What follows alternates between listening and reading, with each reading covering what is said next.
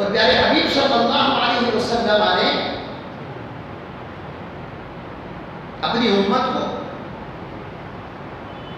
باخبر رہنے کے لیے، حالات کا مقابلہ کرنے کے لیے پہلے سے نصیحتیں اور ہدایات دے دی. فرمایا کہ میرے بعد جھوٹے نبی کون ہوں گے؟ جھوٹے 30 جھوٹے نبی ہوں گے. تعداد بھی بتائیے کتنی؟ 30 جھوٹے ہوں، نبوت کا دعویٰ کریں گے. ان میں سے ہر ایک کہے گا جو اللہ کا نبی ہے، اور وہ جھوٹے ہیں. جو بھی میرے بعد اپنے نبی ہونے کا دعویٰ کرے اس کے جھوٹے ہونے کے لیے اتنا ہی کافی ہے کہ اس نے نبوت کا دعویٰ کیا. اس سے کوئی دلیل مانگنے کی ضرورت، کوئی دلیل مانگے گا، کوئی معجزہ طلب کرے گا، وہ بھی کافر ہوگا. معجزہ بھی نہیں طلب کرنا، اس سے بھی دلیل بھی نہیں طلب کرنا. ایسا حساس مسئلہ ہے ختم نبوت کا.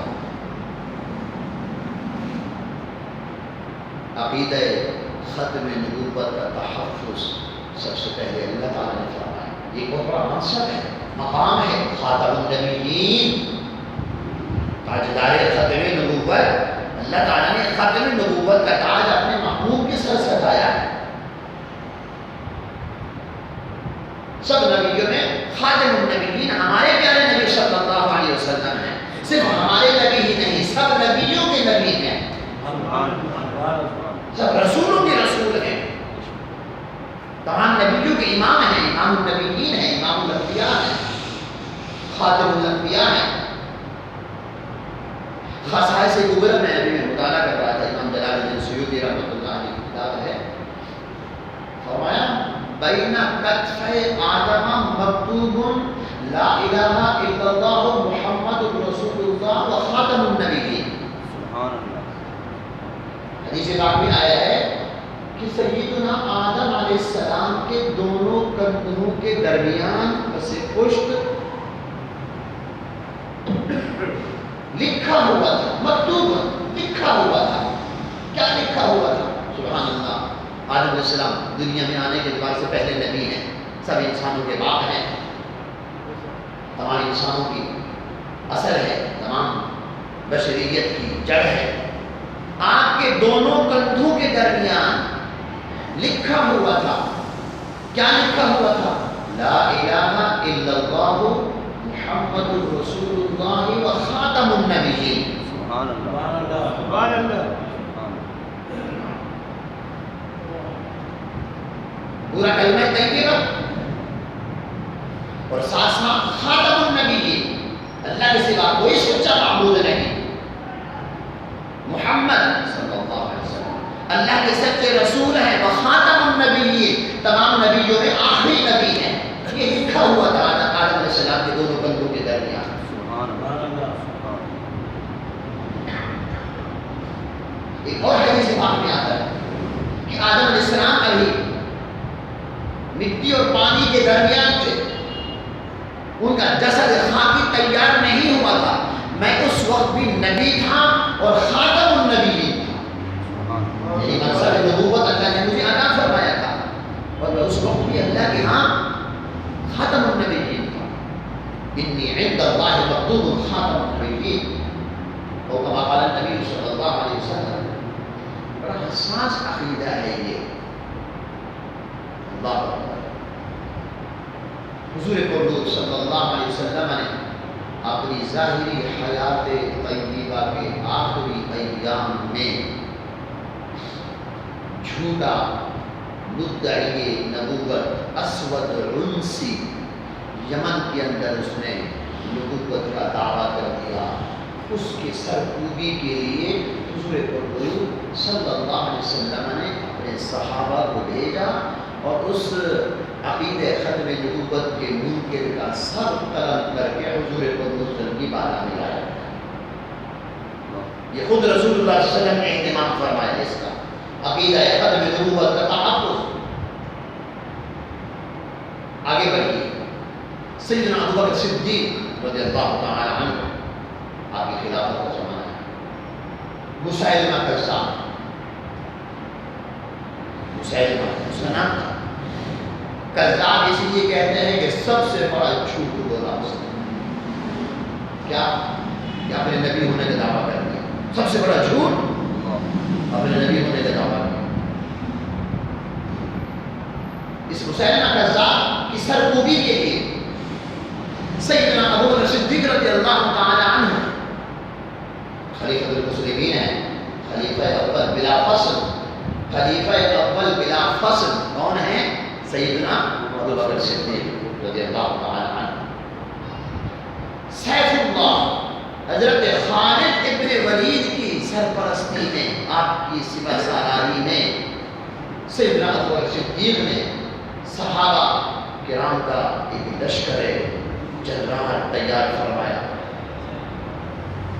یمامہ کی طرف، جہاں مسیلمہ کذاب رہتا تھا۔ یمامہ بنو حنیفہ قبیلہ تھا، اس قبیلے سے اس کا تعلق تھا۔ اس نے نبوت کا دعویٰ کیا، اس کے خلاف جنگ کرنے کے لیے، عقیدہ ختم نبوت کا تحفظ کرنے کے لیے سرکاری سطح پر عظیم اہتمام کیا گیا۔ آپ سمجھ رہے ہیں؟ سرکاری سطح پر، حکومتی سطح پر عقیدہ ختم نبوت کا تحفظ کیا گیا۔ اور کون ہیں؟ سیدنا ابو بکر صدیق رضی اللہ تعالی عنہ، جو افضل البشر ہیں بعد الانبیاء بالتحقیق، نبیوں کے بعد انسانوں میں سب سے افضل ترین شخصیت سیدنا ابو بکر صدیق سبحان اللہ، سبحان اللہ، رضی اللہ تعالی عنہ۔ سیف اللہ جنہیں لقب دیا گیا تھا اللہ کی تلوار ہے، جہاں جاتے ہیں فتح و نصرت قدم چومتی ہے۔ سبحان اللہ، حضرت خالد بن ولید سیف اللہ عظیم جرنیل ہیں، ان کی سپہ سالاری میں سیدنا ابو بکر صدیق نے عظیم لشکر بھیجا۔ صحابہ کرام اس میں شامل ہیں، حفاظ صحابہ کرام، حافظ قرآن پہنچ گئے۔ مسیلمہ کذاب اللہ پر اس کا ایمان تھا، سب نبیوں پر ایمان تھا، رسول اللہ صلی اللہ علیہ وسلم کو اللہ کا نبی مانتا تھا۔ مسیلمہ کذاب حضور پرلوح صلی اللہ علیہ وسلم کو اللہ کا نبی مانتا تھا، کلمہ بھی یہی پڑھتا تھا، نماز بھی پڑھتا تھا،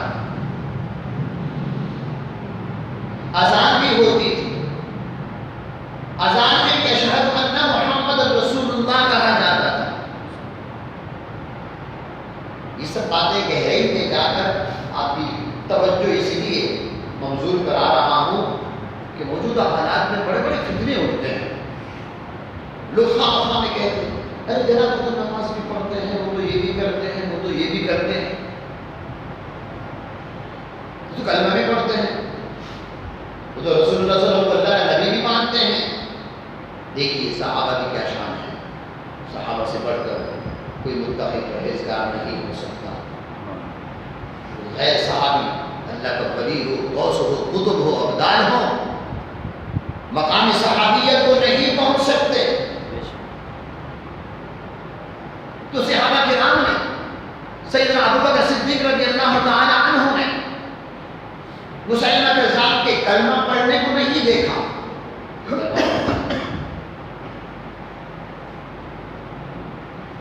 اس کی نماز کو نہیں دیکھا، نماز ہی پڑھتا تھا۔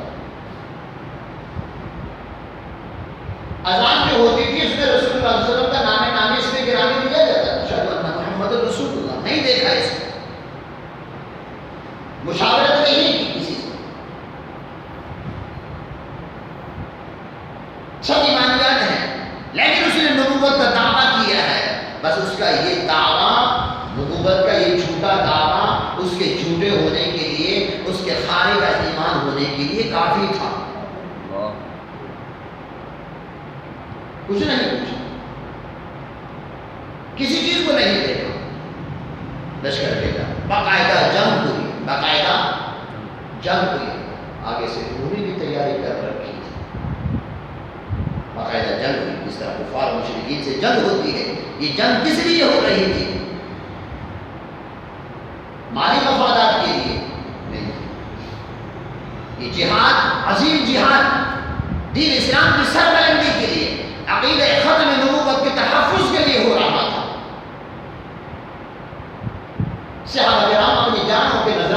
کرنے کے لیے میدان جہاد میں حاضر تھے.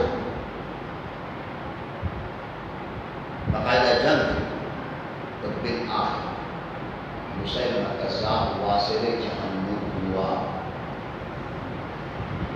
علماء فرماتے ہیں اس جنگ کے اندر مسیلمہ کذاب کی طرف سے 28,000 لوگ جہنم میں واصل ہوئے جو اس کی طرف سے تھے. ادھر صحابہ میں سے 1200 کے قریب صحابہ نے جامع شہادت میں فرمایا. کسی لیے عقیدہ ختم نبوت کے تحفظ کے لیے اتنا اہم ہے. دین کی پوری عمارت عقیدہ ختم نبوت پر ہے. عقیدہ ختم نبوت دین کی پوری عمارت کی بنیاد ہے. 1200 صحابہ جامع شہادت میں نوش فرمائے اور ان 1200 صحابہ میں سے 700 صحابہ ایسے تھے جن کے دلوں میں قرآن کا نور سمایا ہوا تھا. یعنی حافظ قرآن صحابہ جامع شہادت نوش فرمائے. علماء نے پھر موازنہ کیا کہ حضور قدوس صلی اللہ علیہ وسلم کی ظاہری حیات طیبہ میں جو غزوات ہوئے، غزوہ بدر، غزوہ احد، غزوہ حنین، غزوہ احزاب، غزوہ تبوک، جتنی بھی جنگیں ہوئی، غزوات ہوئے، ان تمام کے اندر اسلام کے تحفظ کے لیے، اسلام کی سربلندی کے لیے، اسلام کے غالب ہونے کے لیے، کفر اور شرک کو مغلوب کرنے کے لیے، کفار کو، دشمنان اسلام کو مغلوب کرنے کے لیے صحابہ نے یہ جو جنگیں لڑی، ان تمام جنگوں میں، تمام غزوات میں کل تعداد 259 ہے ان صحابہ کی جنہوں نے ان غزوات میں جامع شہادت نوش فرمایا. کل تعداد کتنی ہے؟ 259. اور ادھر عقیدہ ختم نبوت کے تحفظ کے لیے دیکھیے 1200 صحابہ نے جامع شہادت نوش فرمایا. اس سے پتہ چلا عقیدہ ختم نبوت کتنی اہمیت کا حامل ہے.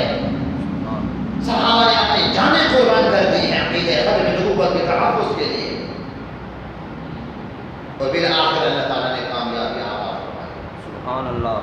عقیدہ ختم نبوت کے تحفظ. اور حالات بھی ایسے نہیں تھے کہ جنگ کی جاتی. ابتدائی حالات تھے، کہیں لوگ مرتد ہو رہے تھے، کہیں منکرین زکات سر اٹھا رہے تھے، مختلف فتنے ابھر رہے تھے. حالات کا تقاضا بھی نہیں تھا اور مسلمان مالی اعتبار سے بھی بہت کمزور تھے. لیکن عقیدہ ختم نبوت کی اہمیت کے پیش نظر ان تمام چیزوں کو بالائے طاق رکھ کر سب سے پہلے صحابہ اپنی جانوں کے نذرانے پیش کرنے کے لیے اپنی جانوں کو اپنی ہتھیلیوں پر رکھ کر میدان جہاد میں کود پڑے. سبحان اللہ. یہ اہمیت ہے. اسلام قربانی مانگتا ہے. جی اسلام قربانی مانگتا ہے. تو صحابہ نے قربانی نہ کی. اللہ اکبر. ایک اور بات کا مجھے یاد آیا. مسیلمہ کذاب نے یہ جو نبوت کا دعویٰ کیا تھا کہ حضور قدوس صلی اللہ علیہ وسلم کی ظاہری حیات طیبہ کے آخری ایام میں اس نے یہ دعویٰ کیا تھا. حضور قدوس صلی اللہ علیہ وسلم نے مسیلمہ کذاب کے پاس اپنے ایک صحابی حضرت حبیب ابن زید انصاری رضی اللہ تعالی عنہ کو صدر البابا میں یہ واقعہ موجود ہے. حضرت حبیب ابن زید انصاری رضی اللہ تعالی عنہ کو بھیجا مسیلمہ کذاب کے پاس. یہ دعوت چھوڑ دو، سچے مسلمان ہو جاؤ. تو حضرت حبیب بن زید جب پہنچے مسیلمہ کذاب کے پاس، یعنی اس کو سمجھایا گیا ایمان لے آؤ، عقیدہ ختم نبوت کو مانو، مجھے اللہ کا آخری نبی مانو، میرے بعد کوئی نبی نہیں ہے. بارہا حضور قدوس صلی اللہ علیہ وسلم نے یہ بتایا، صحابہ کو بتایا انا خاتم النبیین، میں آخری نبی ہوں. وانتم آخر الامم، سب امتوں میں تم آخری امت ہو، میں آخری نبی ہوں، میرے بعد کوئی نیا نبی نہیں، تمہارے بعد کوئی نئی امت نہیں. بتایا جب حضرت حبیب بن زید الانصاری رضی اللہ تعالیٰ عنہ مسیلمہ کذاب کے پاس پہنچے تو مسیلمہ کذاب سے ملے تو اس نے پوچھا کیا آپ اللہ پر ایمان لاتے ہو؟ حضرت حبیب بن زید نے کہا جی میں اللہ پر ایمان لاتا ہوں، اللہ وحدہ اللہ شریک ہے، اس کا کوئی شریک نہیں، معبود برحق ہے۔ پھر حضور کو صلی اللہ علیہ وسلم کی طرف نسبت کرتے ہوئے اس نے پوچھا کیا تم ان کو اللہ کا نبی اور رسول مانتے ہو؟ آپ نے فرمایا میں ان کو اللہ کا رسول مانتا ہوں، نبی مانتا ہوں۔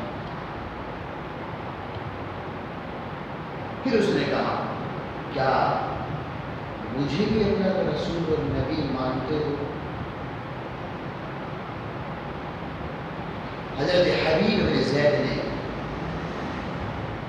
بڑی دلیری کے ساتھ، شجاعت کے ساتھ، حوصلے کے ساتھ ارشاد فرمایا میں تمہاری یہ بات سننے سے بہرا ہوں۔ سبحان اللہ۔ سن تو سکتے تھے، سن بھی رہے تھے اور سمجھ بھی رہے تھے، لیکن فرمایا میں تمہاری یہ بات سننے سے بہرا ہوں۔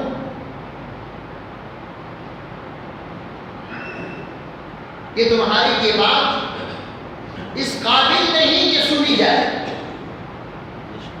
تمہاری یہ بات اس قابل نہیں کہ سنی جائے، میں سننے سے بہرا ہوں۔ یعنی آپ کو کسی صورت میں اللہ کا نبی یا رسول ماننے کے اعتبار سے میں بالکل تیار نہیں ہوں کہ رسول اللہ صلی اللہ علیہ وسلم نبوت میں تمہیں شریک کیا جائے، تم بھی نبی بنو، تمہاری بات سننے سے میں بہرا ہوں۔ بار بار اس نے یہی پوچھا، آپ نے بھی یہی جواب دیا۔ اللہ اکبر۔ علماء فرماتے ہیں جب اس نے پہلی دفعہ کہا کہ مجھے اللہ کا رسول مانتے ہو، اللہ کا نبی مانتے ہو، تو آپ نے جب فرمایا میں تمہاری بات سننے سے بہرا ہوں، اس نے آپ کے اعضاء کاٹنا شروع کیے، یعنی ہاتھ کاٹنا شروع کیے، انگلیاں کٹ گئی۔ پھر پوچھا مجھے اللہ کا نبی مانتے ہو، رسول مانتے ہو؟ آپ برابر یہی جواب دیتے رہے میں تمہاری یہ بات سننے سے بہرا ہوں، تمہیں اللہ کا رسول اور نبی نہیں مانتا، تم چھوٹے ہو۔ یہ جواب سن کر پھر وہ طیش میں آیا، پھر آپ کا اگلا ذوالفقار علیہ السلام آپ کے ٹکڑے کیے، آپ شہید ہوئے، لیکن عقیدہ ختم نبوت پر آنچ نہیں آنے دی، جان قربان کر دی، جسم کے ٹکڑے کروانا گوارا کر لیے، لیکن عقیدہ ختم نبوت پر آنچ نہیں آنے دی، اس کا تحفظ کیا، جان دے کر، خون دے کر عقیدہ ختم نبوت کا تحفظ۔ صحابی رسول حضرت حبیب بن زید الانصاری رضی اللہ تعالیٰ عنہ، تو اتنی اہمیت کہاں ہے، اور یہ سلسلہ چلتا رہا سیدنا ابو بکر صدیق سے لے کر عقیدہ ختم نبوت۔ سب سے پہلے تو اللہ تعالیٰ نے عقیدہ ختم نبوت اپنے محبوب کے حوالے سے اس کا تحفظ فرمایا، ما کان محمد ابا احد من رجالکم ولکن رسول اللہ وخاتم النبیین۔ ختم نبوت کا تاج تو اللہ نے عطا فرمایا، وہی اس کا محافظ ہے اور وہی اس کے تحفظ کے لیے اسباب پیدا فرما دیتا ہے، ایسے ایسے مجاہد اللہ تعالیٰ پیدا فرما دیتا ہے جو کسی کے وہم و گمان میں نہیں ہوتے اور ایسا تحفظ کر جاتے ہیں کہ آنے والی نسلیں بھی یاد رکھتی ہیں۔ دشمنان اسلام جو ہے وہ لرز جاتے ہیں، کانپ جاتے ہیں۔ اللہ تعالیٰ اس طرح سے تحفظ فرماتا ہے کیونکہ اللہ کے محبوب کی عزت کا مسئلہ ہے، اللہ کے محبوب کے ناموس کا مسئلہ ہے، حرمت رسول کا مسئلہ ہے، اور اللہ تعالیٰ جس نے اپنے محبوب کو عزت اور ناموس عطا فرمائی ہے، سب سے بڑا غیرت والا اللہ تعالیٰ ہے، بے شک سب سے بڑا غیرت والا اللہ ہے۔ اور یہ سلسلہ جیسے کہ حضور قربان صلی اللہ علیہ وسلم نے فرمایا میرے بعد 30 جھوٹے مدعی نبوت پیدا ہوں گے، ان میں سے ہر ایک یہی کہے گا کہ میں اللہ کا نبی ہوں، الا وانا خاتم النبیین، سن لو، خبردار ہو جاؤ، بیدار اور ہوشیار ہو جاؤ، میں اللہ کا آخری نبی ہوں، میرے بعد کوئی نیا نبی جھوٹے پیدا ہوتے رہیں گے، تم ان کا قلع کمن کرتے رہنا، ان کی سرکوبی کے لیے تیار رہنا بڑے اطمینان کے ساتھ، کیونکہ میں آخری نبی ہوں۔ پھر اس میں ایک بات ذہن میں آتی ہے، حضرت عیسیٰ علیہ السلام تو آئیں گے، عیسیٰ علیہ السلام زندہ ہے نا، عیسیٰ علیہ السلام زندہ ہے، ہاں حیات ہے، اللہ تعالیٰ نے ان کو آسمانوں کی طرف اٹھا دیا۔ یہودیوں نے جو کہ قاتلین انبیاء ہیں، قاتلین انبیاء ہیں، قرآن شریف میں اللہ تعالیٰ نے خوب ان کی مذمت کی ہے، یہودیوں کی، بنی اسرائیل سے ان کا تعلق ہے، انبیاء کے قاتل، یقتلون النبیین بغیر الحق، نبیوں کو ناحق قتل کرتے۔ تو حضرت عیسیٰ علیہ السلام کو بھی قتل کرنے کا انہوں نے منصوبہ بنایا تھا، یہودیوں نے عیسیٰ علیہ السلام کو قتل کرنے کا منصوبہ بنایا تھا، لیکن کامیاب نہیں ہو سکے تھے۔ اللہ تبارک و تعالیٰ نے اپنی قدرت کاملہ کے ساتھ جہاں عیسیٰ علیہ السلام کمرے محروم میں تشریف فرما تھے، وہاں انہوں نے ایک بندے کو جاسوسی کے لیے بھیجا کہ وہ دیکھ کے ہے یا نہیں ہے۔ جیسے ہی وہ بندہ اندر گیا، اس کی شکل و شباہت پر عیسیٰ علیہ السلام کی شکل و شباہت کی رنگت اللہ تعالیٰ نے ڈال دی، اور عیسیٰ علیہ السلام کو اللہ تعالیٰ نے اپنے فضل و کرم اور اپنی قدرت سے آسمانوں کی طرف اٹھا لیا۔ جب تاخیر ہوئی کہ وہ بندہ آیا نہیں ہے، تو وہ لوگ جو قتل کے لیے تیار تھے، سب آلات ان کے پاس تھے، پورا انتظام انہوں نے کر لیا تھا۔ جب وہ اس نیت سے آئے تو کمرے کے اندر اسی شخص کو دیکھا جس کی شکل و شباہت پر حضرت عیسیٰ علیہ السلام کی شکل و شباہت کا رنگ اللہ نے ڈال دیا تھا، اور وہ یہ سمجھے عیسیٰ علیہ السلام نے اسی کو قتل کیا، اور وہ سمجھے انہوں نے قتل کر دیا عیسیٰ علیہ السلام کو۔ قرآن مجید فرقان حمید میں اللہ تبارک و تعالیٰ جل جلالہ نے ارشاد فرمایا وما قتلوا، عیسیٰ علیہ السلام کو انہوں نے قتل نہیں کیا، نفی ہے، ان کے قتل ہونے کی نفی ہے۔ وما صلبوہ، اور ان کو صلیب بھی نہیں دی گئی۔ صلیب وہ جو کراس کا نشان آپ دیکھتے ہیں، عیسیٰ علیہ السلام کو صلیب دی گئی، یہ جھوٹا نشان ہے، کوئی صلیب نہیں دی گئی۔ عیسیٰ علیہ السلام حیات ہے، یہ جھوٹا نشان ہے، اور عیسیٰ علیہ السلام جب تشریف لائیں گے قرب قیامت میں تو اس نشان کو توڑیں گے، اور میں تو زندہ ہوں، میرے بعد یہ جھوٹا نشان میری صلیب کے حوالے سے کہ مجھے سولی لٹکایا گیا، نہیں، یہ تو جھوٹا نشان ہے، آپ اس صلیب کو توڑیں گے۔ عیسیٰ علیہ السلام آپ اس کو توڑیں گے۔ وما قتلوہ، انہوں نے عیسیٰ علیہ السلام قتل نہیں کیا، وما صلبوہ، ان کو صلیب بھی نہیں دی۔ تو کیا ہوا؟ اللہ تعالیٰ نے فرمایا بل رفعہ اللہ الیہ، اللہ تعالیٰ نے عیسیٰ علیہ السلام کو اپنی طرف اٹھا لیا۔ عیسیٰ علیہ السلام آسمانوں میں ہیں، ان کی نبوت کا زمانہ مکمل ہو چکا۔ سیدنا عیسیٰ علیہ السلام ہمارے پیارے نبی صلی اللہ علیہ وسلم سے پہلے کے ہیں، بعد کے نہیں ہیں، آپ کی نبوت کا زمانہ مکمل ہو چکا، آپ کوئی نئے نبی نہیں ہیں، نئے نبی نہیں ہیں، کوئی نیا نبی نہیں آ سکتا، نہ ہی پیدا ہو سکتا ہے۔ آپ نبی ہیں، آئیں گے، انجیل پر عمل نہیں کریں گے بلکہ قرآن مجید فرقان حمید پر عمل کریں گے۔ شریعت عیسوی نہیں نافذ کریں گے بلکہ شریعت محمدی کو نافذ فرمائیں گے۔ لوگوں کے درمیان جو فیصلے فرمائیں گے وہ شریعت عیسوی کے مطابق فیصلے نہیں فرمائیں گے بلکہ نظام مصطفیٰ صلی اللہ علیہ وسلم کے مطابق فیصلے فرمائیں گے۔ انجیل کو فالو نہیں کریں گے، قرآن مجید فرقان حمید کی ترویج اور اشاعت کریں گے اور اسی کے مطابق فیصلے فرمائیں گے۔ تو اس سے پتہ چلا عیسیٰ علیہ السلام کوئی نئے نبی نہیں ہیں،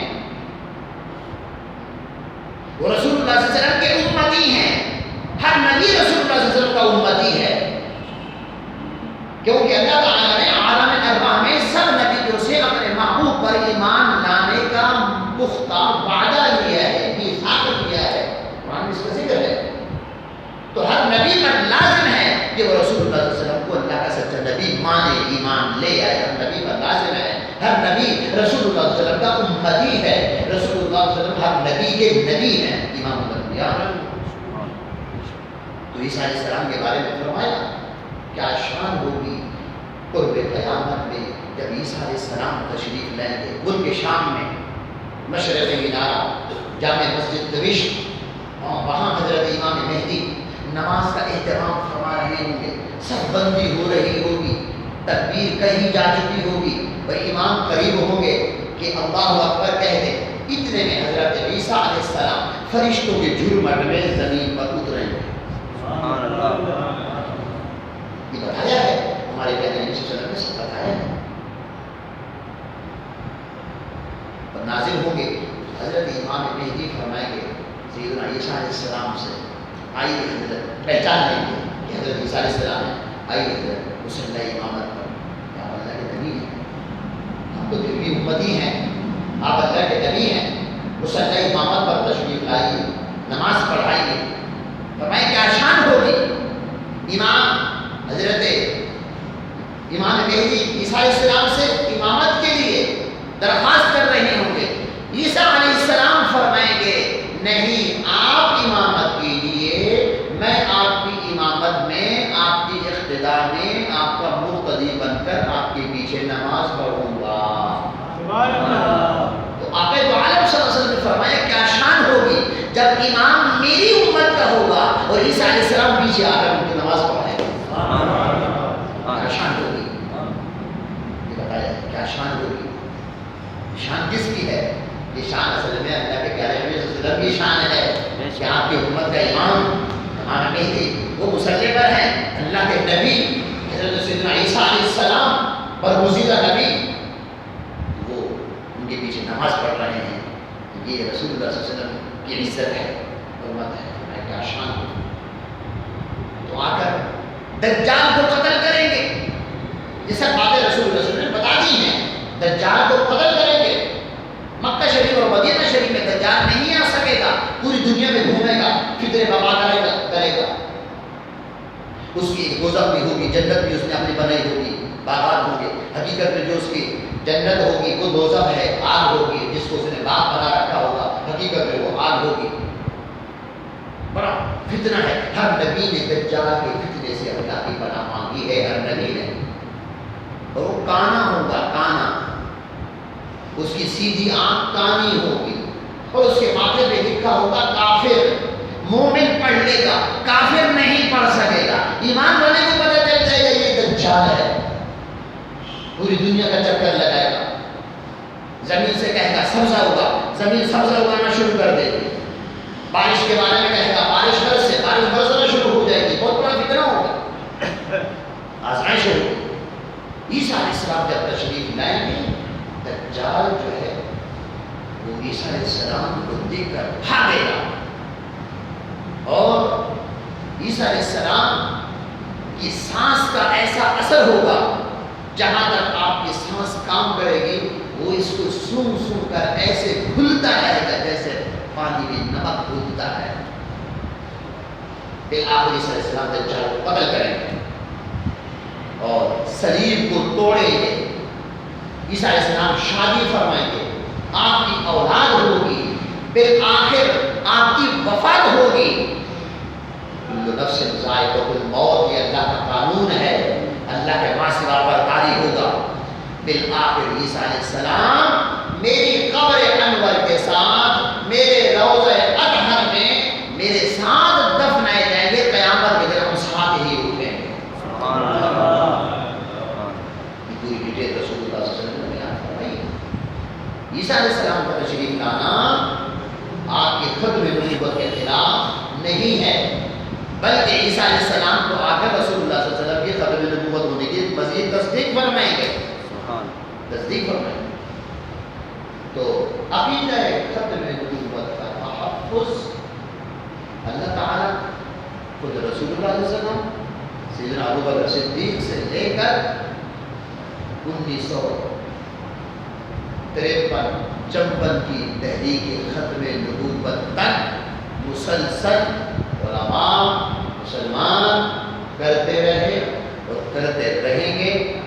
1973 کے آئین میں جب جمعیت علماء پاکستان اہل سنت کی عظیم جماعت کے پلیٹ فارم سے علامہ شاہ درانی صدیقی رحمۃ اللہ تعالی علیہ اور شیخ الحدیث علامہ عبد المصطفیٰ الازہری رحمۃ اللہ تعالی علیہ شیخ الحدیث دارالعلوم امجدیہ، جب جمعیت علماء پاکستان کے پلیٹ فارم سے یہ 3-4 لوگ اکٹھے ہو کر اسمبلی میں پہنچے تو سب سے پہلے قادیانیوں کے خلاف کلمہ حق بلند کرنے والی وہ جو ذات تھی، وہ ذات علامہ شاہ درانی رحمۃ اللہ علیہ کی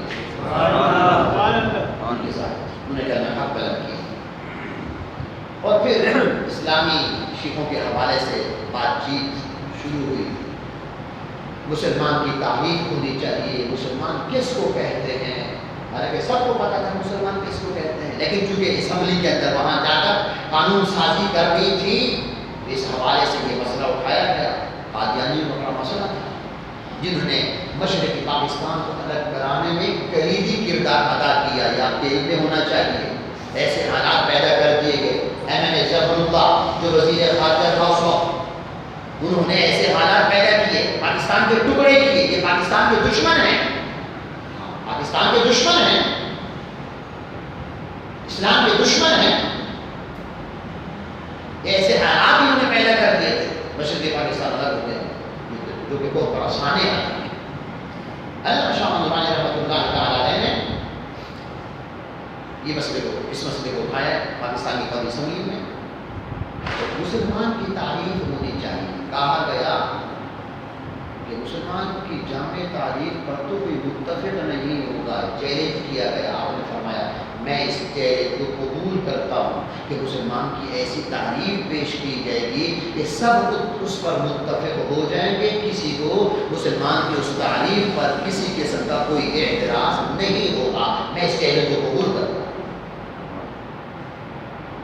علامہ عبد المصطفیٰ الازہری شیخ الحدیث دارالعلوم امجدیہ رحمۃ اللہ تعالی علیہ، انہوں نے مسلمان کی تعریف لکھی۔ مسلمان وہ ہے جو اللہ تبارک و تعالیٰ کو وحدہ لا شریک مانے اور محمد رسول اللہ صلی اللہ علیہ وسلم کو اللہ کا آخری نبی مانے۔ سبحان اللہ۔ یہ آخری نبی کی شک آ گئی، قادیانی خالد سب کے سامنے پیش کیا گیا۔ جناب یہ مسلمانوں کی متفقہ تعریف ہے، کسی کو اعتراض، کسی نے کوئی اعتراض نہیں کیا۔ یہ قادیانیوں پر پہلی ضرب تھی، پہلی ضرب تھی اسمبلی کے حوالے سے، پہلی ضرب تھی آئین کے اندر ان کو غیر مسلم اقلیت قرار دلانے کے لیے خشت اول کا کردار ادا کیا مسلمان کی تعریف۔ پھر اس کے بعد آگے مسئلہ پاکستان کا صدر مسلمان ہونا ضروری ہے۔ کوئی چور دروازے سے آ کر اسلام کے نام پر حاصل ہونے والی جیسے عظیم مملکت پر صدر بن کر جو ہے اس کا جو ہے ستیہ ناش کرتے، حالات کو خراب کرتے، نہیں، پاکستان کا صدر مسلمان ہونا ضروری ہے، پاکستان کے وزیر اعظم کا مسلمان ہونا ضروری ہے۔ یہ وہ اسلامی شیخیں ہیں جو علامہ شاہ درانی آپ کے اور ہمارے سب کے علماء کے قائد نے اپنی تدبر اور تفکر کے ساتھ جو اللہ نے ان کو فراست عطا فرمائی تھی، انہوں نے یہ سب چیزیں شامل کی۔ آئین کے اندر آج بھی موجود ہے، حلف نامہ جو تیار کیا جاتا ہے ناظرہ کے اندر، اس میں یہ شرط موجود ہے، میں آپ صلی اللہ علیہ وسلم کو خاتم النبیین مانتا ہوں، بلا تذبذب، کوئی تذبذب نہیں، بغیر کسی اس کے بلا شرط آپ آخری نبی ہیں۔ لیکن ان کو سامنے کہا، کیونکہ یہ ختم نبوت کی بات آ گئی ہے، اس حوالے سے میں یہ بات کرنا ضروری سمجھتا ہوں۔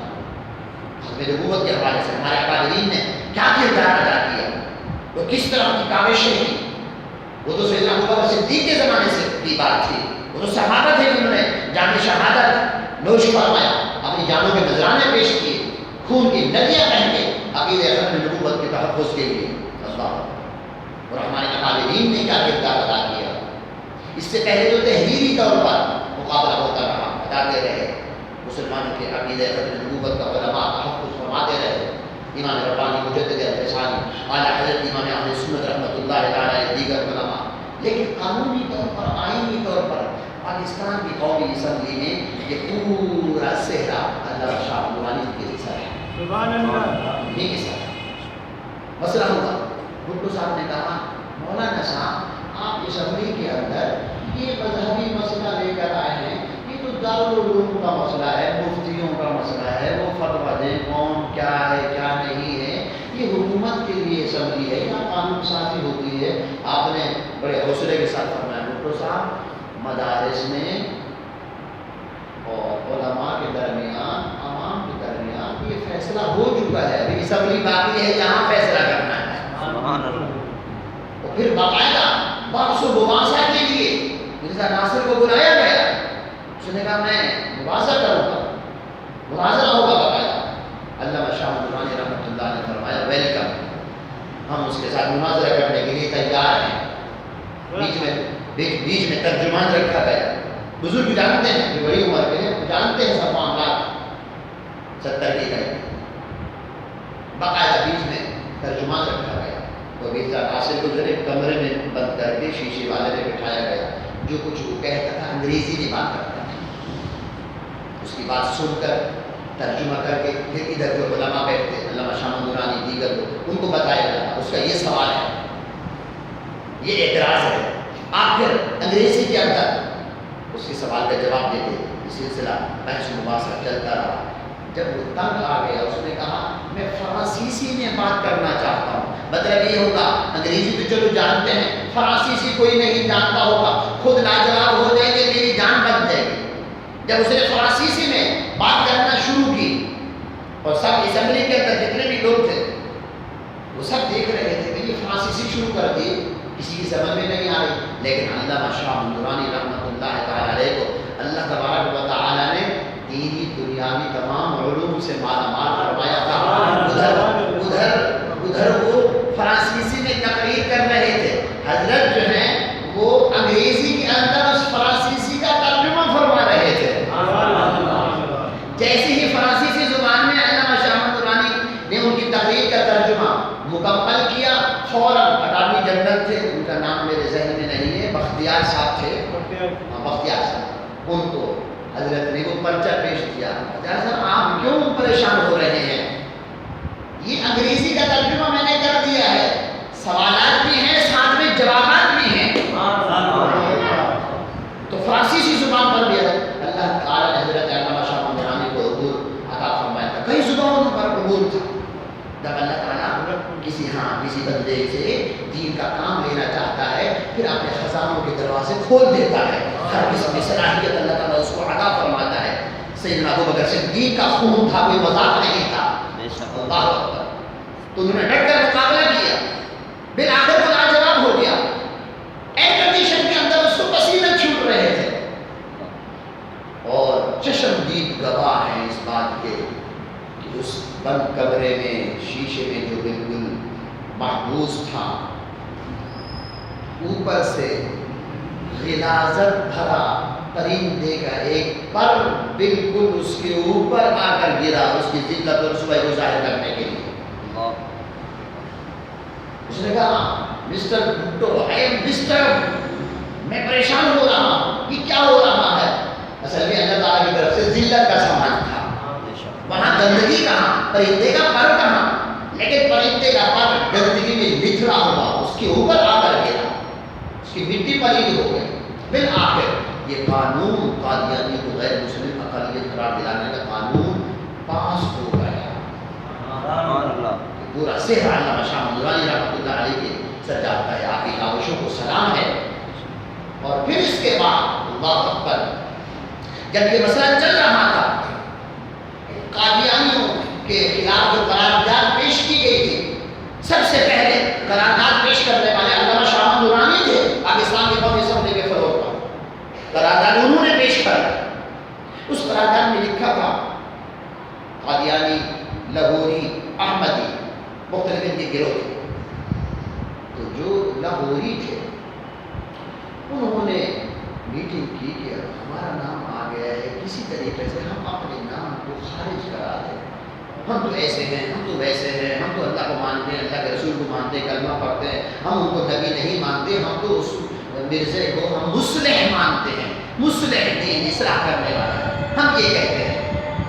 بالآخر انہوں نے تمام اپنے روابط استعمال کر کے، تعلقات الفاظ استعمال کر کے ایک جگہ حضرت جو مرید تھے حضرت وہاں جانا تھا ان سے رابطہ کر کے ٹائم لے لیا کہ ہم ان سے بات کرنا چاہتے ہیں. حضرت بھی وہاں پہنچ گئے تو آپ کے جو مرید تھے یا عقیدت مند تھے انہوں نے حضرت سے کہا حضرت کچھ لوگ ہیں وہ آپ سے ملنا چاہتے ہیں اور علیحدہ بات کرنا چاہتے ہیں.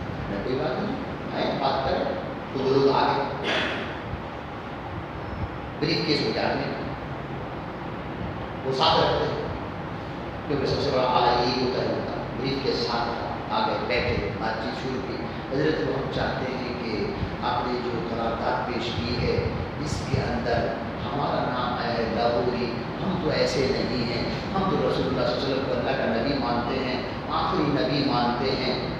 آپ کو اللہ کا آخری نبی مانتے ہیں اور مرزا ناصر کو ہم نبی نہیں مانتے.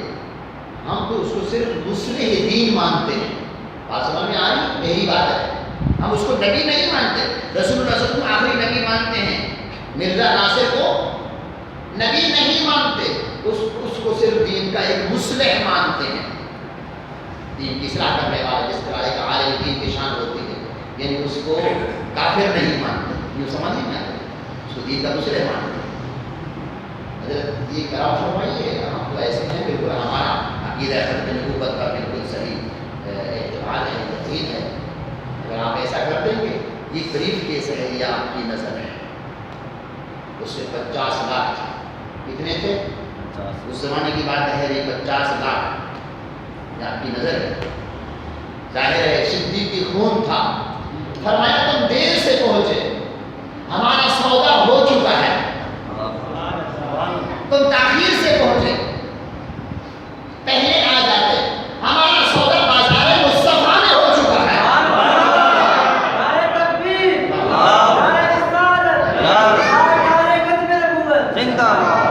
ہمارا سودا بازار مصطفیٰ میں ہو چکا ہے. ہم رسول اللہ صلی اللہ علیہ وسلم کے غلام ہیں. ان کی غلامی ہمارے لیے سب سرمایہ ہے.